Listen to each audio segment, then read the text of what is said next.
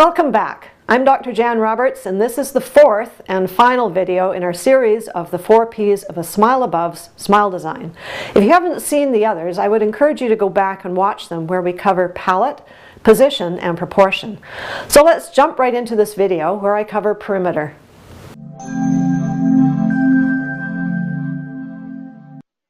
So now we move on to the 4th P of smile design, and that is the perimeter. And by that we mean everything that is around the teeth, the gums, the lips, the face. All these things go into creating a great smile design. So when we talk about perimeter, I'm going to talk about 4 things here. The first one being embrasure form, second one being buccal corridors, and I will define both those terms for you in just a moment. We talk about the gums, and we talk about the lips and face and the overall balance and symmetry of the smile. So if we talk about the first item here, embrasures, these are these little V-shaped dark triangles that appear between the teeth at the incisal or biting edges. And these little embrasures define the spaces between the teeth, and they should become larger as we move from the front teeth back in the mouth. So you can see here the little blue outlines that I have put on this picture here. The 2 front teeth have a small little embrasure between their biting edges. As you move back between the central incisors and the laterals, that little V becomes a little bigger and a little wider. And between the lateral and the canine, it becomes wider still. And as we move back in the mouth, these little openings or embrasures become larger. If there are no properly defined embrasures between the teeth, and this often occurs due to wear over time, as the teeth wear down, these embrasures get obliterated, you can see how it can make the smile look quite a bit older. And here is the same smile that I just showed you after it has been restored. And there are a lot of things that are improved here, but you can see that one of the things that have been defined and improved are these blue little triangles that I am just outlining here, or the embrasures between the teeth. So they start small at the front, they open up and get a little wider as we move back in the mouth. And this is one aspect that can help rejuvenate a smile and make it look younger. The next item to consider are what we call the buccal corridors. And this is really just a term for the space between the side teeth and the corners of the mouth. And we generally want the white of the teeth to fill this space, so there's no dark negative space between the sides of the teeth and the corners of the mouth. If there is a large negative space here, this is generally considered somewhat unattractive. And you can see here this unrestored smile has quite a bit of dark space in the sides of the mouth between the teeth and the lips. Here is an example of a smile makeover that we've done where the buccal corridors are properly filled, where the white of the teeth fills the dark space of the mouth, and the white reaches out to the corners of the mouth. And here you can see a backed up view of again where a smile is very attractive, and the buccal corridors have been properly treated. Often there is negative space and dark buccal corridors when teeth have been extracted from the arch, say for orthodontic reasons or other reasons, particularly when bicuspids have been extracted. What happens is the teeth become arranged in a narrower arch, and there's an increase in the negative space or increase in these buccal corridors. Here we've got a nice rounded arch that's been filled, and it's a great natural smile. So the next thing to consider in terms of the perimeter, the 4th P, are the gums that are around the teeth. We've got pink gums and these dark incisal embrasures that I was just talking about, and these 2 things actually form a frame around the teeth, around the white teeth. And we want these gums to be pink and healthy. If they are swollen and red because there's poor hygiene or there's gum disease or they're ill-fitting dental restorations, then it detracts from the smile excuse me, very major way. So it's important that the pink gums around the teeth are nice and healthy. The other thing when we're considering the gums is that they should be symmetrically arranged. Here you see an example of good symmetry of the gums around the teeth. So the two front teeth, where the teeth join the gums, that's the height of that gum tissue is approximately the same between the two front teeth.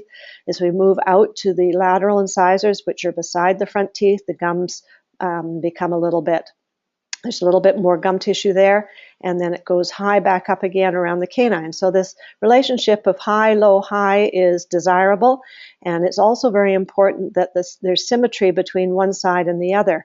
Our eyes are very, very quick to pick out things that are asymmetrical, particularly close to the front of the mouth. So we want to attain symmetry wherever possible. Here you can see an example of gum tissue around some veneers that have been placed where the gum heights are asymmetrical on the front teeth, and this is due to crowding that hasn't been addressed in the arch form preparation. And our eye is very, very quick to pick up the fact that this doesn't look right, that these two front teeth that are supposed to be really identical twins, so to speak, are quite dissimilar in both their shape and size and the height of the gum tissue here. So not just the teeth, but what's around them is very important in making an attractive smile design.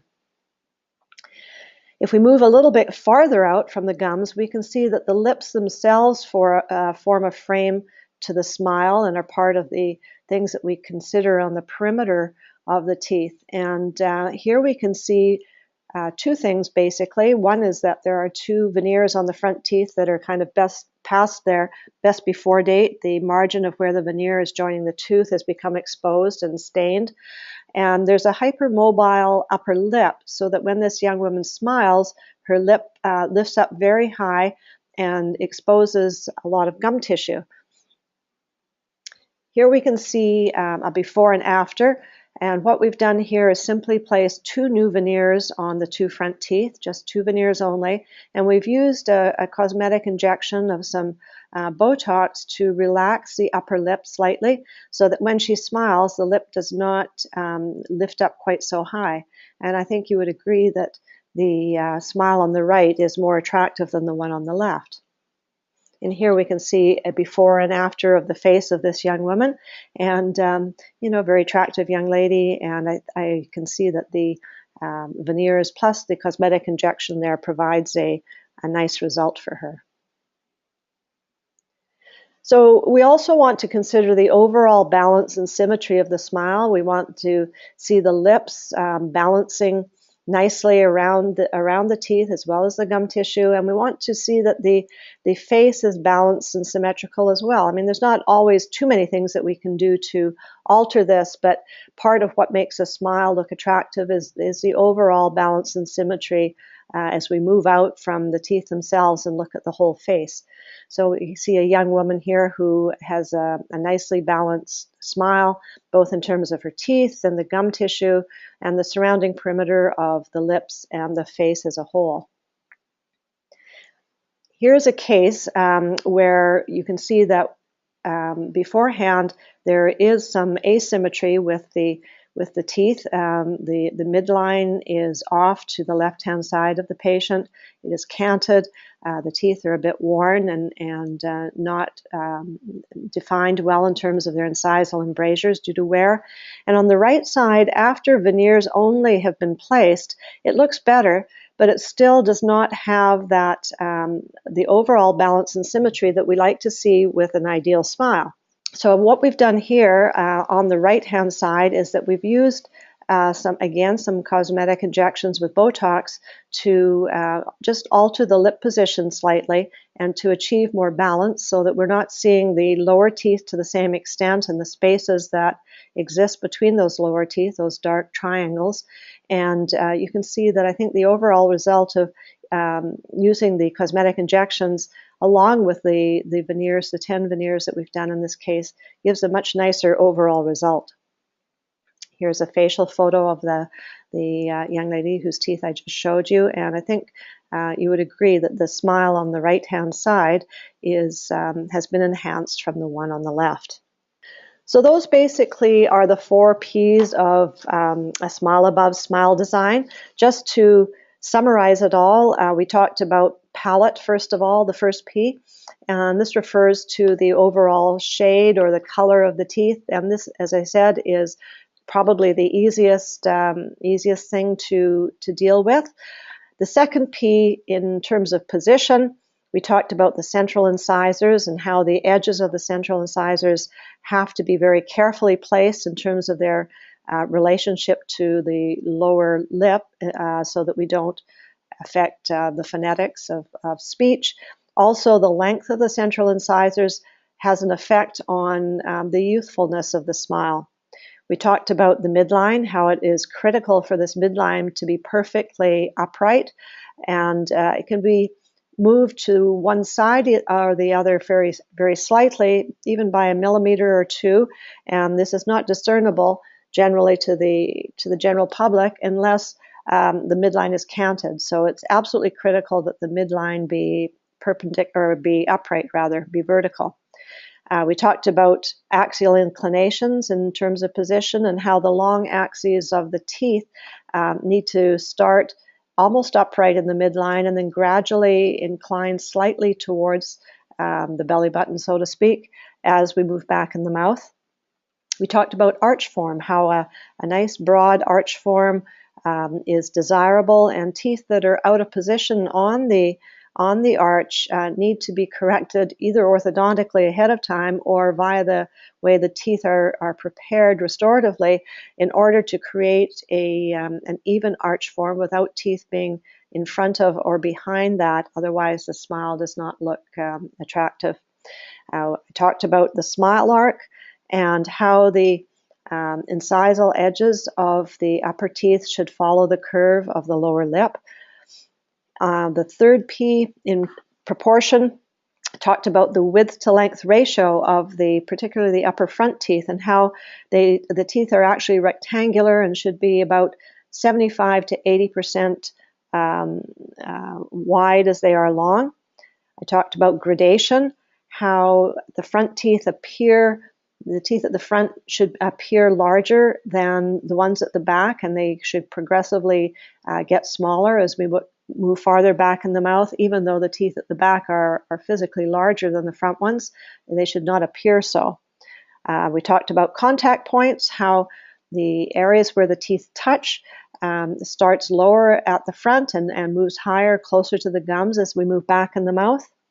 And I talked about golden proportions, or the ratio of the relative sizes of the teeth between the front tooth, the lateral incisor, and the canine. And although this is a guide, it is too rigid to be always totally adhered to, but it is certainly a guide that helps us build in proper proportions.